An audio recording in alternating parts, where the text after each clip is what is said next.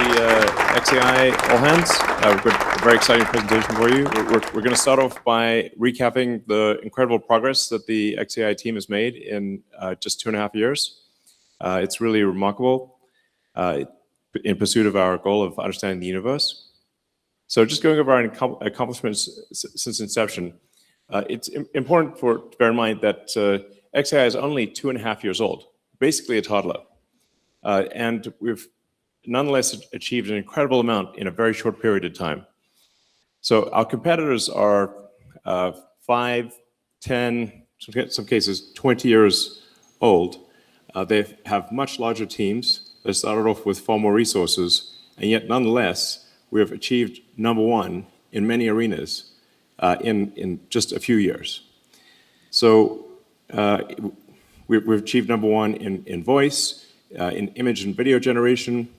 I think we now at this point are actually generating more images and video based on the last numbers I saw than all of our competitors combined.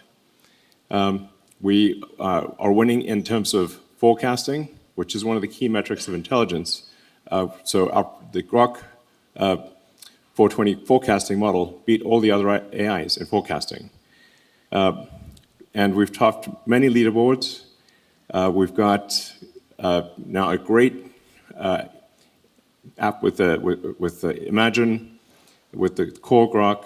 We've made radical improvements to the X app, and we've launched a Grokopedia, which is on its way to far exceeding Wikipedia and will ultimately be orders of magnitude more comprehensive and more accurate, and have more information as well as video and image data that simply isn't there on Wikipedia. So it's intended ultimately to be Encyclopedia Galactica, a distillation of all knowledge all knowledge. We're the first to achieve 100,000 H100 GPU training cluster, and we're now about to achieve the first 1 million H100 GPU equivalents in training. So really an incredible amount of work in a very short period of time. And it's important to consider for competitiveness of any technology company, what matters is not the position at any point in time, but what is your velocity and acceleration. And if you're moving faster than anyone else in any given technology arena, you will be the leader. And xAI is moving faster than any other company. No one's even close. So let's go to our team. As we grow as a company, a natural thing that happens is you reorganize the company as it scales up. So when you first have a startup, you might have just a few dozen people and they'd all just chat amongst themselves. As you grow to several hundred people, you have to then add more structure, just like an organism that grows from a single, like we all just grew from a single cell, and then to a blob of cells, and then you get organ differentiation, limbs, you grow a tail, hopefully the tail disappears, and then you become a baby, you go through these stages. And so we're organizing, because we've reached a certain scale, we're organizing the company to be more effective at this scale.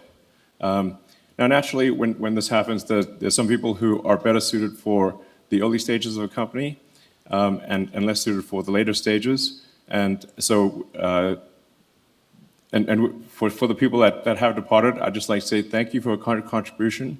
Thank you for getting us this far, and we wish you very well in your future endeavors. So now, going on to the new structure of the company is organized in 4 main application areas. There's Grok main and voice, which is really the main Grok model. That's why it's called Grok main. Then there's a coding specific model. There's an image and video model, which is Imagine.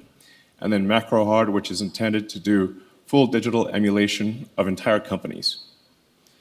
And then we've got the infrastructure layers. So I'd like to invite members of the team to come up and talk about each of their areas.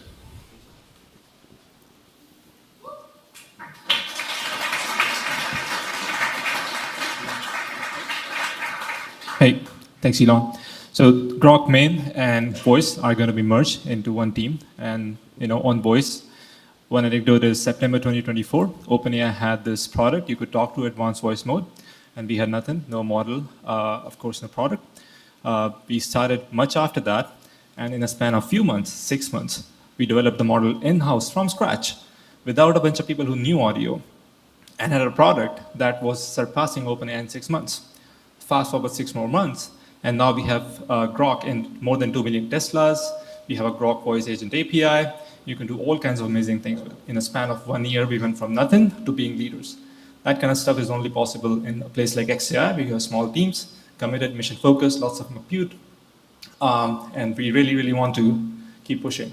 Same story on the chat models. We've always been at the forefront of reasoning, starting from Grok 1.5, Grok 2, Grok 3, and we want to really move to a world where it's no longer about just question answering. We want to build an everything app. So you should be able to come to it and really get done whatever you want. Ask a legal question, make a slide deck, or solve a puzzle, stuff like that. Yeah, so I really think on the product side, we're really going to see a huge transformation happening in a very short period of time. We're going to see the magnitude of amount of work that all knowledge workers are going to be able to produce increase tenfold in the next short period of a few months. The models that we are building out are incredibly amazing, and we have a lot on the way, and we're really excited to share that with you all. And on the product side, the goal is to just build that portal that allows you to accomplish all of your work. And how do we amplify everyone to achieve much, much more than what they can accomplish alone? And we're building that out, and it's going to be an incredibly easy to use experience that just works seamlessly. That being said, we are hiring, and we're looking for intelligent and smart people. This is not an easy place to work, guys. It's a grind, but we have, I guess, interstellar ambitions, so it's not going to be easy, right? So I will say, having come to xAI, it has been an opportunity of a lifetime to work among really smart and really passionate people. The vibes here are amazing, and it's truly an environment where if you're a smart person and you want to get shit done, you can get shit done. There isn't organizational overhead getting your way, or kind of, I don't know, having to write docs and all this kind of stuff. You just do stuff. At least for me, I just you can do things here, and that's amazing. And I invite more people to come here and just do awesome things. Yeah. So with the Grok main, the sort of main foundation model, the intent is that it's genuinely useful in a wide range of areas. So if you're doing engineering or law or medicine, anything, it is useful to you in your job. That's essential to understanding the universe and making things as useful as possible. When Grok gives you an answer that you can count on it. Yep. Absolutely. All right. Thank you. Yeah, thanks.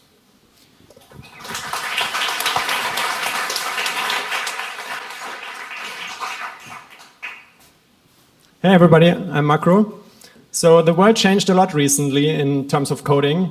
The coding models, I was always complaining, people were trying to convince me to use a coding model, and I was testing it, and I wasn't really convinced. But as of recently, the models, they actually produce good, decent quality code. You still need to review and give feedback, but it's easy to see how they can accelerate you quite a lot. So it's not only about coding, it's they understand your intuition much better than before. Now, when I describe a problem, I only have to phrase it like I would to another colleague engineer who has already seen the code base. That's a huge change. Before, you kind of need to handhold a toddler to make a change. And they don't only write your code, but they also can debug your code. So now we do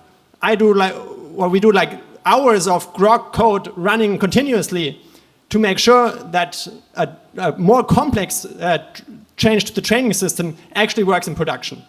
So it's easy to see for us that this is not only about accelerating ourselves, writing code and making us 10x more productive, but we are really on this path for recursive self-improvement, where the current generation of Grok code is training the next generation of Grok code.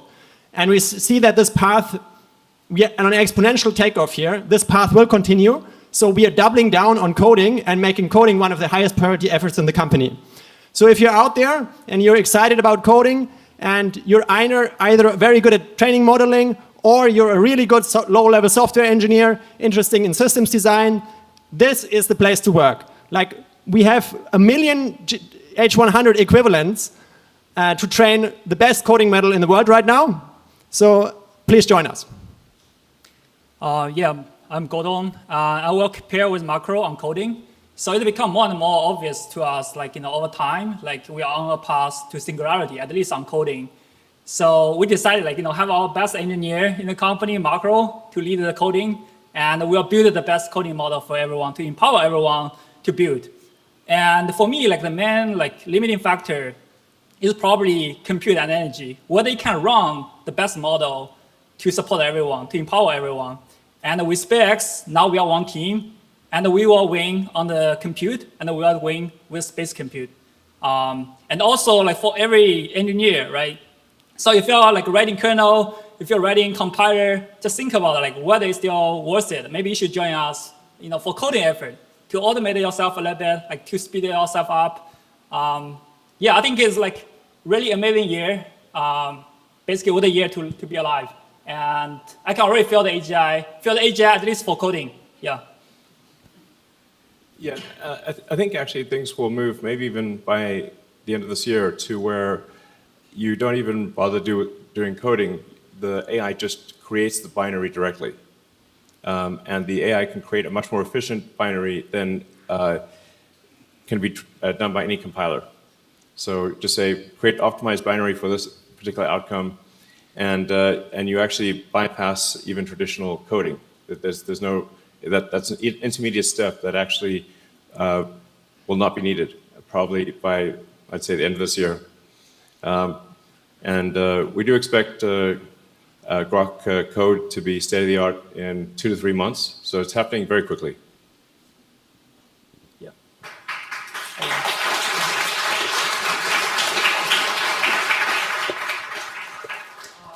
Yeah, meanwhile, also do imagine. So, I mean, what will you do, right? After post-AGI, right? You probably do like digital life. So that's what we are doing here as well. And we have the Imagine team, like started pretty much from scratch, like 6 months ago. We have a few people. We decided we'll do the image gen, we'll do the video gen.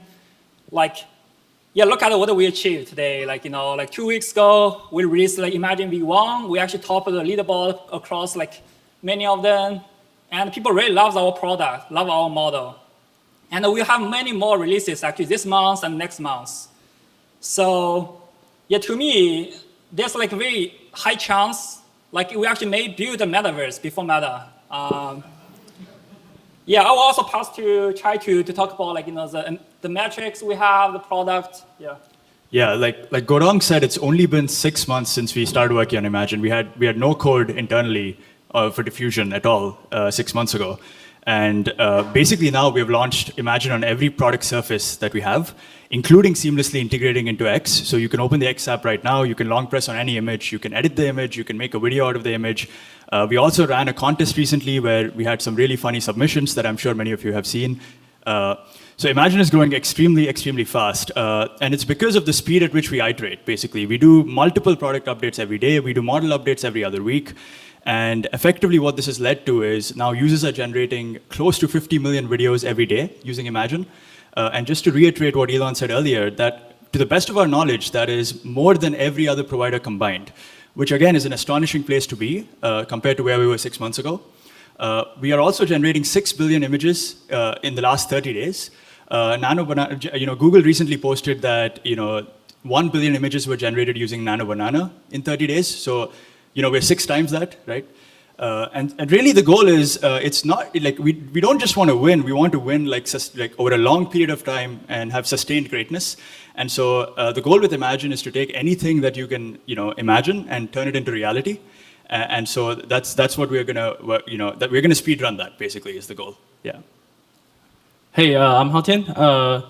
As we keep scaling our model capabilities, building visual worlds that's indistinguishable from reality, we're also building systems that unlocks much more possibility than what we have right now. They will be able to generate the videos that's much longer than what we have right now with stories or with souls of your Imagine. And by the end of the year, we likely will be having models that allow you to generate videos of 10 minutes or 20 minutes in one shot without any intervention. You just need to give your imagination, and our model, our agents will do it for you. And moreover, those are the videos we generate. And we're also going to allow rendering those. We're already the fastest in generating the videos. And we're going to keep pushing the extreme where we're going to render those videos in real time. And you will be able to imagine, build, and interact with your own world. And the world will respond to you in real time. And it is exciting future that we are going to build with ourselves. Absolutely. My prediction is that most of AI compute is going to be real-time video understanding and real-time video generation, and we expect to be the leaders in that. It's worth emphasizing these points that 6 months ago we didn't even have we had basically nothing or very weak in video and image generation and editing, and we're in 6 months to #1 spot, and in fact generating more videos and images than everyone else combined. We're going to do the same thing with coding, and we're going to do the same thing with macro hard, and I think people will be pretty impressed with the Grok 4.2 model that's coming out. It's a significant improvement, and that's really just that's the small version of our new model. So we will have a medium and a large version that are even more intelligent.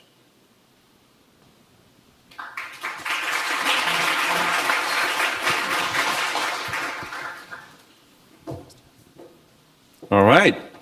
Hi, everyone. I'm Toby, and I work on MacroHeart, the most serious of all product names. So arguably, giving computers to humans was a good idea. So we're doing the same thing for AI. It's kind of like Inception. We're giving computers to computers. So MacroHeart is building a fully capable digital real-time, very important, human emulator. So it's able to do anything on a computer that a human is able to do, including using advanced tools in engineering and medicine. So there should be rocket engines fully designed by AI. And in a sense, it's one of the last few remaining areas where AI is significantly worse than humans, which is why I think it's one of the most exciting areas to actually innovate in and actually change the field. Hi, everyone. So yeah, my name's John, and so we're building these strong reasoning models, which are now going to control our CLI. Like, we're actively using these every day. They are like tremendous productivity boost to the whole team. I know the voice team is like killing it on that. And this is the reason why we need the compute. We need the large-scale compute to run these models to boost our own productivity. But 80 to 95% of the world software has a GUI. So that's great representation. And to truly make people's lives easier, we need to develop models that are capable of solving day-to-day tasks on GUI. So MacroHeart, we will emulate a company where the output is digital. So this is the obvious next step for agents. MacroHeart will enable true end-to-end orchestration across the desktop, and it will lead to immense economic prosperity. We're entering an era where we need to tackle the hardest of tech problems, but in order to solve this, we need to hire the best people. So, think of the smartest people that you've worked with and put them forward for a position here. And if you can't think of anybody, go through your phone book, go for your LinkedIn. You'll be surprised how big your actual network is. And they just need 3 properties, obviously, that we want to optimize for. Are they clever? Can they solve hard problems? And the second property is, are they driven? Do they have the ambition? Do they want to win? And the third is, are they a nice person? Do you want to actually work with them? So thank you. Yeah, the MacroHeart project is, over time, actually will probably be our most important project, because what we're talking about is emulation of entire human companies.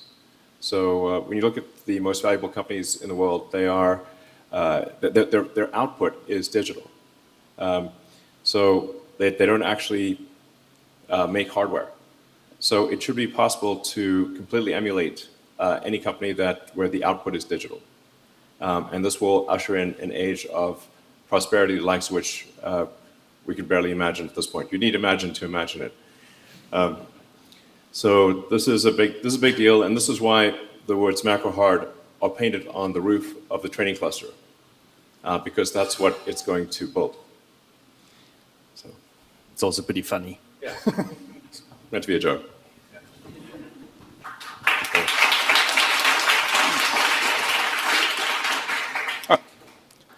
It's me again. You might remember me from MacroHeart in computer use from a long time ago, but I also actually work on core product infrastructure and API. In fact, this is what I've done for most time at xAI. So anytime you use any of our products like grok.com, API, authentication, you go to status.x.ai, this is done by the core product infra team. And a large portion of them actually sit in London, and we work with Jaime over there. So we keep the lights on at peak hour, 4 p.m. every day. We get paged at night when stuff goes down. Also, thank you to anyone in Palo Alto getting paged. There's really important work, reliability, security, core product infrastructure. So if you're really interested in solving difficult distributed problems with like messy data, this is the team to join.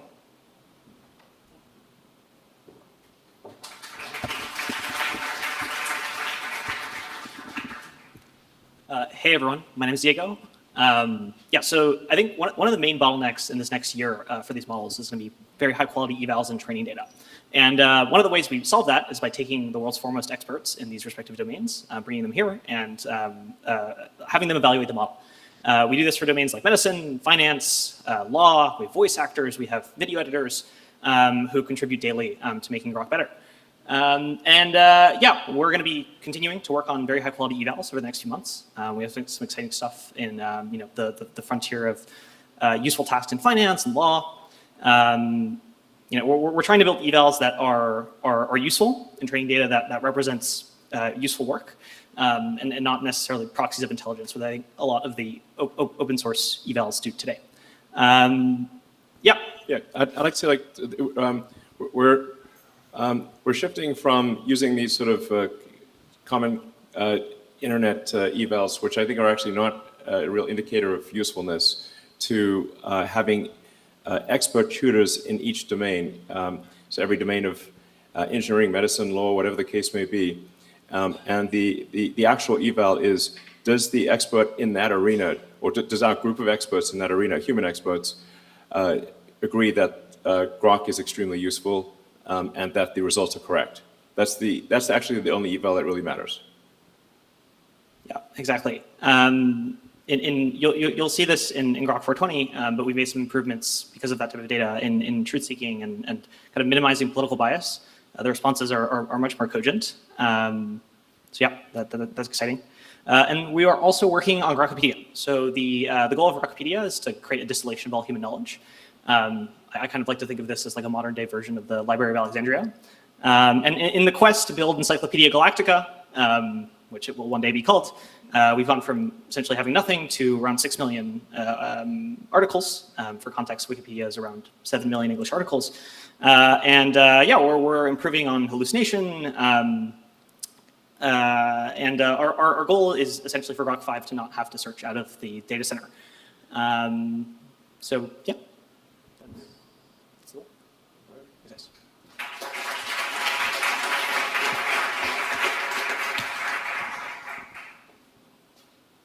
I guess come up.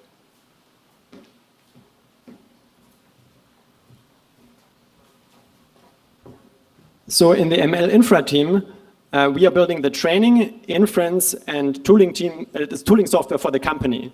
So to give you an example, when we were training Grok 3, we built the pre-training framework for this. And these are some of the coolest systems, in my opinion, that you can build as a software engineer. So it's like we have 100K H100s at the time, and they were just delivered, and we didn't quite have the software. We thought we'd have the software, but then at 30K scale, we realized actually the software is not quite working. And it took a major, almost I would say halfway rewrite of the software, because there's so much going on in a data center that you can't actually account for. Switches are flapping, links are flapping, switches are going down, GPUs are just burning through, you have numerics issues, and it's a system where you want really 100K H100s to behave in lockstep. So a training step is like 5 seconds, and you're going 5 seconds in lockstep, but during that 5 seconds, everything can happen. So you need to write a system that makes progress despite all these things that can happen in the environment. And we did this successfully, and it was one of the coolest times in my life, where the system was actually running, and it was running at the same time my son was born, so there was extra excitement.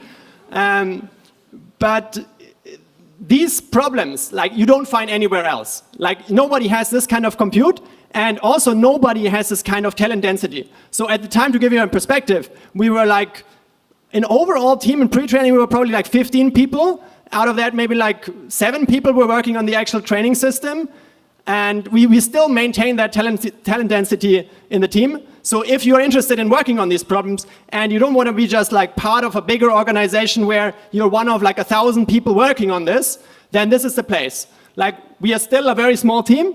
With me is Lian Min from the RL and Inference team. Hi, I'm Lian. So at our team, we run our reinforcement learning training job and production inference at a large scale on the Earth, and probably soon in space. And we are kind of already design a lot of things to make it more resilient and scalable. So we're building a system to scale from 100K chips to millions of chips. And we optimize every aspect of the stack, like parallelism, prefill, decode, and make it resilient to every known and unknown hardware failure. So if you are system hackers obsessed with extreme performance and reliability, so here is you'll find the most interesting problems to work with.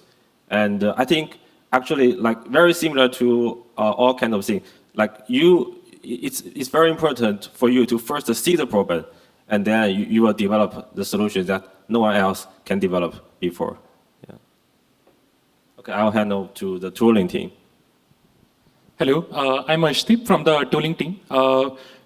Every software needs to have a great interface to be able to make it useful. So as the tooling team, we are responsible for building the platforms, frameworks, and infrastructure which is required for humans as well as agents to be able to use our products.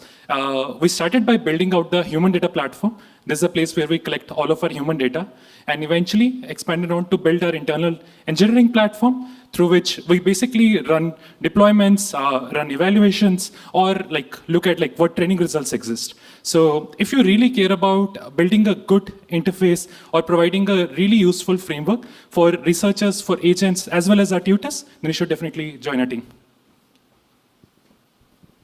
So hi everyone, I'm Yulong from the JAX team. So now JAX at xAI is a really small team with a couple of engineers that are working on JAX GPU to optimize our ultra large scale GPU training. So you can imagine that training at scale can be very complicated. Even you run Hello World at scale, it can be complicated, right? So then we're actually responsible for supporting the entire companies from pre-training foundation models, RLs, and also multimodal to scale things to first from 10K, 100K, and then probably 1 million H100 equivalent GPU scale. And to implement a lot of practical optimizations, we have to customize the entire JAX stack from compiler and runtimes, and there will be a lot of interesting problems. And also, if you really want to, obsessed on optimizing the entire stack at scale, we are probably the best place to go, because we really have very large scale GPU clusters, and we have a lot of interesting problems to work with. Hey, I'm Pranjal from the kernels team. Basically, the kernel team sits at the very bottom of our training and serving stack. Our code runs inside the million equivalent GPUs that we have. And if you look inside the GPU, there's hundreds of thousands of threads. And these threads are trying to talk to each other, to multiply matrices, compute attention scores, and some of them even talk to the million other GPUs that we have. And this is the low-level system that we have. And we like optimizing every single microsecond in this. And we care deeply about squeezing every last drop of performance from these GPUs. So if you like this low-level systems problems, algorithms, please join us.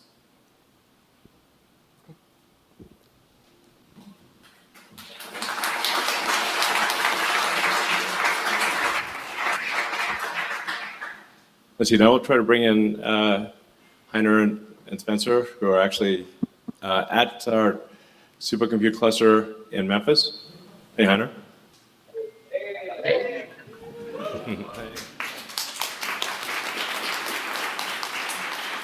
Hey, can you hear me? I'm Heiner from the Computer and Network Infrastructure team. We are mainly based in Palo Alto, but today we're here in Memphis in the supercomputer. So the data center here in Memphis is the largest GPU cluster on the planet, and it is still growing.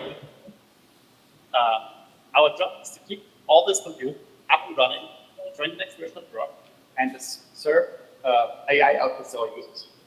But for GPUs to work well, a lot of ingredients have to be Actually, just put the mic really close to your mouth because the ambient noise is high. It's getting too loud. Let me go back to you. So I was saying, our job is to keep the compute up and running, to train the next model of Grok, and to serve AI, so users. So for GPUs to work well, a lot of ingredients have to come together, mainly software and hardware. So there's all these GPUs, CPUs, NICs, switches, involve hundreds of thousands of operating systems running as one big supercomputer. And what we need is folks who really understand Linux, really understand RDMA, and really understand how computers work on a deep level. If that is you, reach out on X. And I'm handing over to Dan. All right.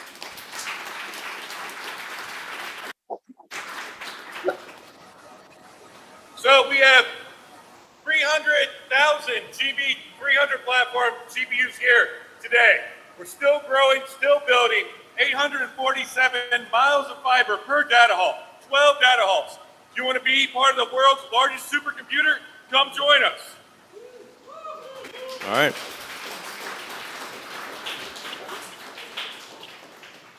So it's quite marvelous what we've been able to do in less than 1 year's time here. We have, once we're completely finished, we'll have north of 1 gigawatt of power online and running. We'll have the largest Tesla Megapack system in the world, larger than in Hawaii or South Australia. And Zach is really quickly going to talk a little bit about actually constructing the data center. Yep. So behind me, you can see Data Hall 11. So one of the most incredible things about what we're doing here at MacroHeart is how fast we do it, right? So like they were saying before, over 850 miles of fiber at every single data hall, over 27,000 GPUs, and over 200,000 connections. So all of this that you can see behind me was put up in less than 6 weeks. We do that over and over and over again. We massively parallelize it. It's pretty much the most complex and consistent type of engineering, design, and construction project you could possibly imagine. So come join us, yes. You know, the other really awesome thing about this is that everything is completely vertically integrated within this team. From architecture, mechanical, electrical, structural, all the disciplines. And we also care a lot about efficiency while we're designing all of this too. So it's not just about getting the most compute online the fastest, but also achieving the highest PUE in the industry of using as much power smoothing technology as we can and being really good partners in the community here in Memphis with the Tesla Megapacks and that we have going. You can check them out at xAI Memphis. Back to you, Elon. All right, thank you.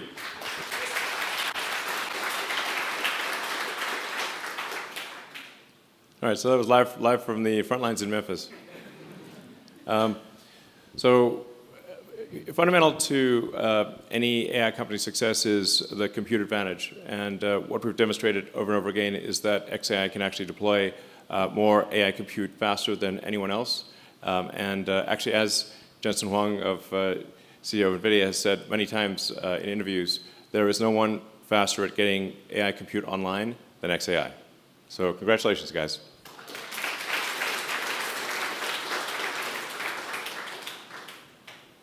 Yeah, this is what it looks like. So that's really phase one, which is 330,000 Grace Blackwells with MacroHeart written on the building. That's not an image edit. It actually is on the roof of the building. And then Macro Hotter will be the building that you can see, which has got the Macro Hotter with the rockets on it.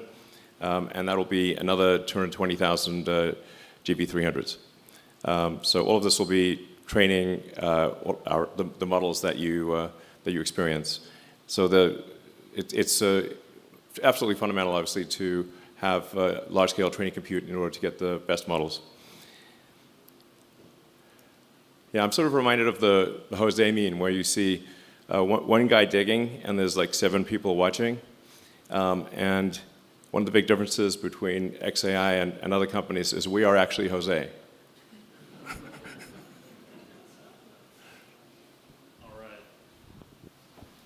Hello. All right, I'm Nikita. You might know me as a part-time ship poster, full-time customer support for X. So we're now reaching over 1 billion people across our family of apps. Every time news breaks, it just becomes evident that this is the most important communication tool of our time. It's where the most influential people convene. It's where truth is crystallized. Everything is downstream of X. The reason they say this is going to hit Facebook in a week, it's because it happens here. And I think we're only beginning to realize its full potential. We had a remarkable year for the app. We rolled up our sleeves and got a ton done. January was our biggest month ever for the app in terms of engagement. And then February is on track to beat that. Much of the credit lies with the algorithm team. They've been putting in crazy hours, and it's clearly paying off, but there's still a huge amount of work to be done. On the top of funnel side, first-time downloads are up over 50% every month. And we're exhibiting right now like basically the growth rates of an early-stage consumer product. We also made a ton of headway in solving one of the like 20-year-old problems of the app, which was ramping up new users. New users are now spending 55% more time per day in the app than they were 6 months ago. And on the core product side, we're hitting our stride too. Not only did we rebuild the algorithm, we rebuilt our onboarding flows, and we're seeing double-digit increases on all our key metrics. We rebuilt notifications, our web browser, xChat. Basically, every surface of the app has been rebuilt to be better than ever. And it's clear that if we're focused, we can move mountains and evolve this platform. Just last month, we did a little push on articles, and articles published are up 10x. Articles read are up 17x. And on all other fronts, like over the holidays, we did a big push on subscriptions. We just crossed $1 billion in ARR there. I think with the X app, you know, there's very few unknowns. Like the path for us to win and become, you know, the #1 app in the world, we know what to do. The ball's in our court. It's for us to win, and it's just a matter of us executing. Yep, and yeah. So we've evolved what used to be the old Twitter DM stack, which was unencrypted, basically just text, to a fully encrypted messaging system that allows you to do audio and video calls, has you know, all the things you'd want from any messaging app, the disappearing messages, screenshot blocks. Like there's all the features that you'd want in an app. We will be open sourcing the code for this in the next few months, as we are open sourcing the recommendation algorithm code, so people can actually see what we're doing. Nothing beats transparency for believing in a company. So we're going to be the only recommendation algorithm that actually open sources, so you can see what it does and how it's evolving. With Grok Chat, it will also be open source, so you can actually see if there are any vulnerabilities. There will be no hooks for advertising or anything else like that in Grok Chat, which is really intended to be a generalized communication system. And in the next few months, we'll be releasing a standalone xChat app. So if you just want to do messaging, you can do that. You don't have to go to the core product. And it will have desktop sharing and multi-user. So you can do video calls with lots of people. It's really intended to be a fully functional communication system with xChat. For xMoney, we actually had xMoney live in closed beta within the company, and we expect in the next month or two to go to a limited external beta, and then to go worldwide to all X users. And this is really intended to be the place where all the money is, the central source of all monetary transactions. So it's really going to be a game changer. The reason we say 1 billion users, actually over 1 billion users, is that while our monthly users are on average around 600 million, the number of people who have the X app installed is well over 1 billion. It's just that most people only occasionally come to the X app when there's some major world event. But as we give people more reasons to use the X app, whether it's for communications, for Grok, or for xMoney, whatever the case may be, we want it to be such that if you want to, you could live your life on the X app. And as we make it more and more useful, we'll obviously give people reasons, compelling reasons to use the app every day and have, my expectation is, well over 1 billion daily active users. So now, in order to understand the universe, you must explore the universe. There's only so much you can learn from just being on Earth, with telescopes and colliders on Earth. Ultimately, you have to go out there and you have to explore the universe to understand it. And that's the motivation behind the combination of SpaceX and xAI, is to accelerate humanity's future in understanding the universe and extending the light of consciousness to the stars. So, in the grand scheme of things, when you look at how much energy Earth is actually using for civilization, we're only right now using, quote, roughly 1% of the potential energy of Earth. And if we wanted to use even 1/1,000,000th of the sun's energy, that would be roughly 1,000,000 times more energy than civilization currently uses. The only way to access that energy, the energy of the sun, is to extend beyond Earth. Earth is really a tiny, tiny dust mote in a vast darkness. The sun is 99.8% of all mass in the solar system. So you have to expand beyond the tiny dust mote that is Earth to make any significant dent in using the sun's energy.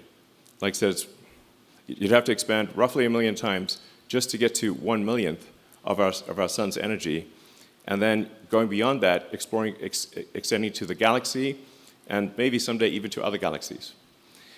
So the next step beyond Earth data centers is our Earth orbital data centers, and we'll be launching with SpaceX orbital data centers at the 100 to 200 gigawatt per year level, not cumulative. I mean per year. And ultimately, we see a path to maybe launching as much as 1 terawatt per year of compute from Earth. But what if you want to go beyond a mere terawatt per year? In order to do that, you have to go to the moon.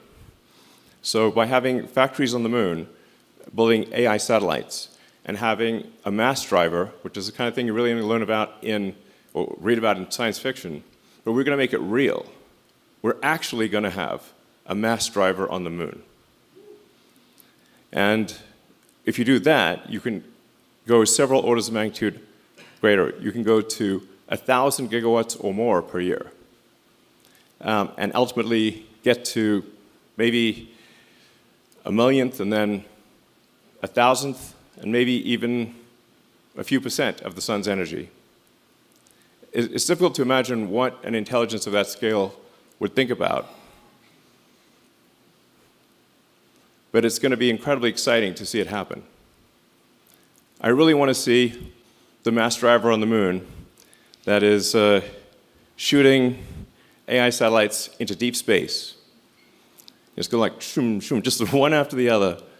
I can't imagine anything more epic than a mass driver on the moon and a self-sustaining city on the moon, and then going beyond the moon to Mars, going throughout our solar system, and ultimately being out there among the stars and visiting all these star systems.